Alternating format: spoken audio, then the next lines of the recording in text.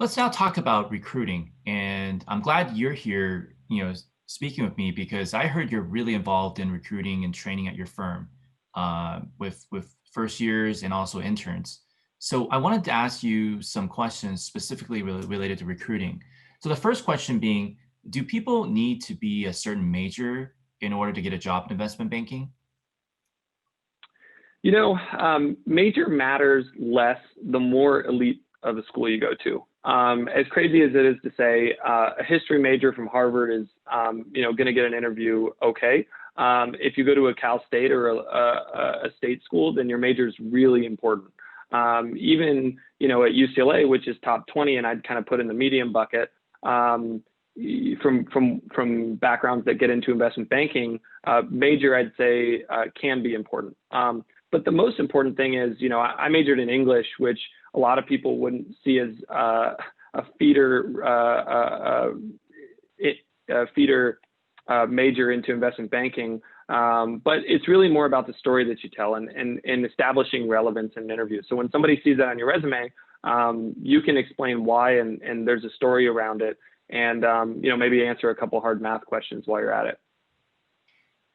Thank you so much. That's exactly my thoughts as well, having talked to a few other people who work in investment banking.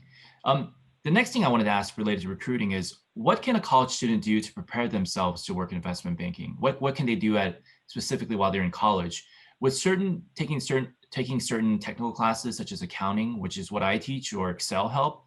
Or what about participating in club activities to improve a person's soft skills? Yeah, and I think all of those are great things to do to improve your resume and your chance at getting a job.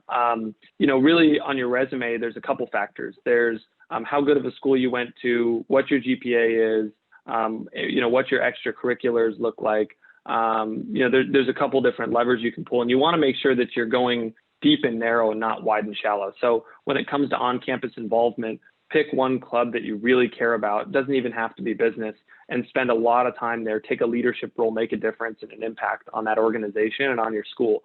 For me, it was, not even as much on campus as it was my photography business, where I was spending a lot of time and really developing that leadership experience outside of the classroom. But accounting classes, financial statement analysis classes, those are all going to be really important as well in terms of your technical interviewing piece. But if you're an English major like I was, you can always study those in interview guides and still catch up to your peer group.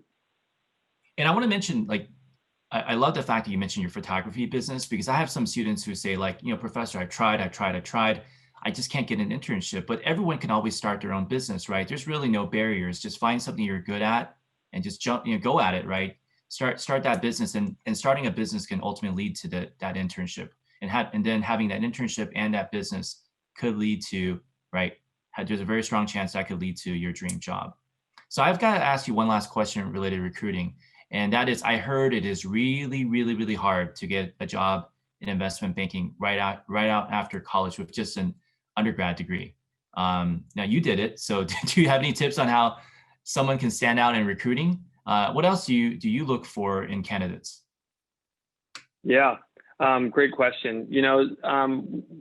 When we're looking at a resume, it's a lot of the things that we talked about in terms of GPA, school, extracurriculars, internship experience. Once you get in the room for an interview, it's really more about attitude, stamina. Are you going to come in enthusiastically and work really hard in this kind of high demand job? And so, I'd say for transfer students, especially, which are starting at a disadvantage, and I went through that, and I know that you all will go through that as soon as you transfer and you start looking for a job. Cast your net as wide as possible. If you're fixed on a city, if you're fixed on an industry, on a group, you should just be emailing everyone and asking for informational calls, networking, and be really flexible on what city, what group, what industry, et cetera, that you're covering, so that you can get in. And then once you get in, you can always move around and continue to recalibrate from internships, kind of like I did. Well, Kyle, thank you so much for coming to do this chat with me to produce this video. I know you were a super busy guy. It was so difficult to track you down and make the time work. But thank you so much for sharing this awesome information. I know my students will really benefit from your tips. So again, I really appreciate it. I hope you enjoy the rest of your day. Thanks a bunch. Thanks, Ming. I appreciate the invite. It's been fun.